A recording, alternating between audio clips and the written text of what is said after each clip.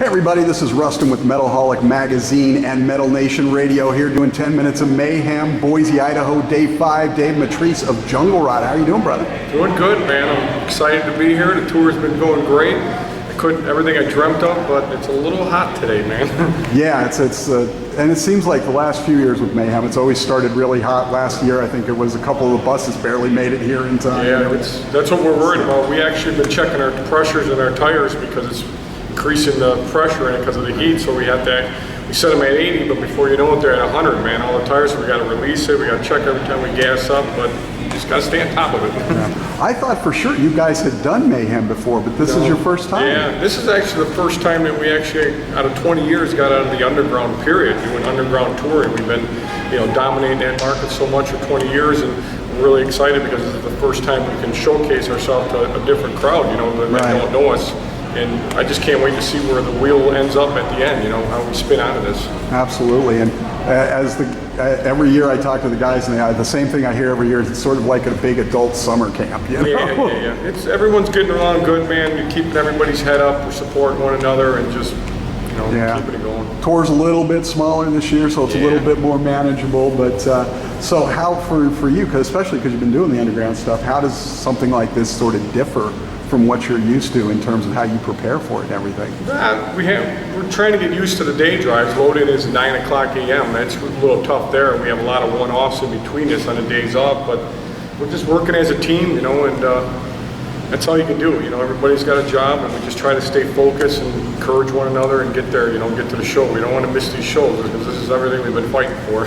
Absolutely. For sure. Well, it's good for you guys to finally get a chance to get in front of a lot of people because your stuff is fantastic. You're just, there's always those bands that seem to float under the radar no matter how good they are. I mean, back in the day, it used to be bands like Y&T and stuff like that. And, I love Y&T. So, all right, so let's talk about the new album, Order Shall Prevail, out yesterday, right? Yes, very happy about that. So tell us about the new record.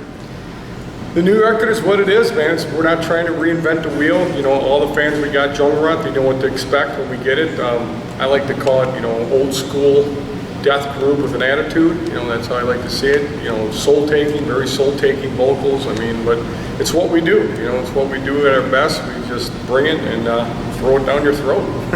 Did you guys try anything new on this record? No, not at all, man. We just stick to the formula that works. I think the last 3-4 albums, we really started finding our stride, and everyone sees us climbing, man. I think we really started figuring this out, and we're just rolling with it. We got a good system with the writing system. When it comes down to the writing, I basically lock myself away for 3 months at a time in my bedroom. I'll get together with Jeff Bubb, the other guitar player, and I start working through the Pro Tools. He adds all the drums to it. We start arranging it.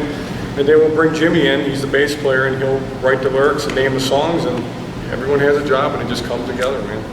Nice. So America right now is a maelstrom of social unrest. Our government's destroying this country. Yeah, you can see we're very updated. Jimmy's got a lot to say, man, when he writes the lyrics, and I like the direction he goes. I quit writing the lyrics back in 2005, and jokingly I told him, I couldn't write any more lyrics because I killed everybody. Everything was about kill and death and blah blah blah, and I got to a point where everybody died. I actually was going to call that one of the albums "Everybody Dies" and just end it. And then Jimmy came in and started writing the lyrics, and they really have a strong meaning behind them. And I can relate to them, and that's what it's all about, man. Yeah, and that's what I liked. Some of the things that you guys were aiming at on this one lyrically and everything. And there was the first song that you put out, and I don't even know if this is exactly what it's about. But when I first heard "Paralyzed Prey," my first thought was, that's our entire country. So we're sort of paralyzed by this belief that our government, our leaders, wouldn't actually do this stuff to us.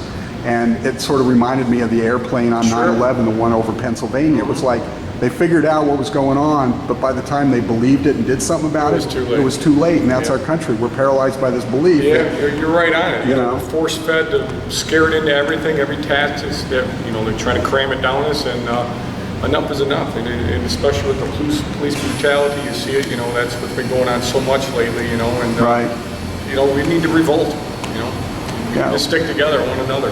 I hate to say this, but I've been saying for a few years now. I think the only way anything's ever going to change in this country at this point is we're going to need something dramatic like another civil war, something like that, which would be horrible. But that's scary. But you're right on that too, man. So fight where you stand, Max. Got Max Cavalera on that. How'd that come about? I still can't believe that happened, man. I mean, that's one of my highest honors till today with the music of all my career. I mean, growing up on Sepultura, I'm such a huge fan, and just, Max had a big influence on me starting as well. But the story to that is that we did the 70 tons at Cruise last January. Did that show, and I'm breaking down my stuff, and somebody taps on my shoulder, and lo and behold, it's Gloria, his wife. And she goes, "Can Max meet you? Can Max meet you?" Is it already Max meet you? I'm like, what? What are you talking about? And there he was right there, Max, and started talking to me and hit it off. I met him once before, but I knew he liked the band, but the first thing he said to me, he goes, "You're the only band I wanted to see," so that really felt a lot. And we hung out for an hour or so and started talking, and Jimmy and I threw it up, how about guest vocals, blah, blah, blah, and he had that look in his face where he was just dead serious. I could see he was true. Yeah, he goes, yeah, get a hold of me, call Gloria. And then we just pursued it, man, and it happened, man. A dream came true. And it came out, really.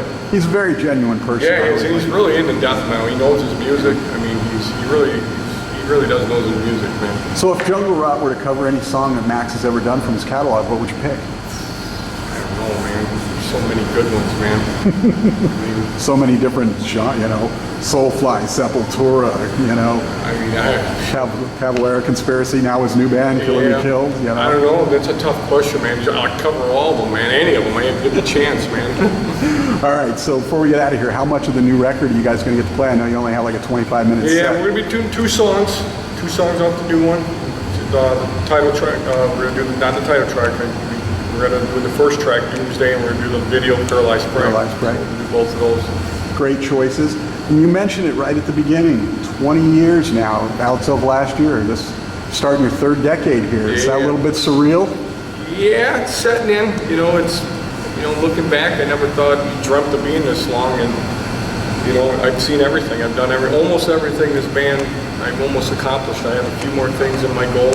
I want to do a lot of the bigger open air festivals in Europe. We're starting to get on those as well, and I definitely want to get to Japan and Russia. I've always had a dream of Russia. I had offers, but not there yet. I'm just hoping we can nail that sometime after the end of this year. Nice. All right, so last thing before we get out of here, the pointless question of the week. If you could eliminate any one thing right now that pisses you off in this world with a snap of the fingers, what would it be? The legalization of weed everywhere in the United States. Decriminalize it or legalize it? Legalize it, I think we need it to survive. I really think in this day, I think it's the only thing left, to get us through. You can't tax anymore, you can't do this, you can't do that. I mean, it's just I see Portland, we're just in Portland, they did it. I mean, it just passed, but I think it's working out in the States, and I hope it takes over through the whole United States, and I think we'll be in a better place. It's the weirdest thing. It's like, statistically, how many hundreds of thousands of people die each year from smoking cigarettes? Oh, yeah. Nobody's ever died from smoking cannabis. Yeah. But that's the one that's illegal. Yeah, well, I think what it is you gotta get those old people out. They're still in there with their old times, and the new's got to come in and go with it. And it's time for a change. It really is. Dave Matrise, Jungle Rot, the new album Order Shall Prevail. Thank you so much for taking the time. Yeah, thank you.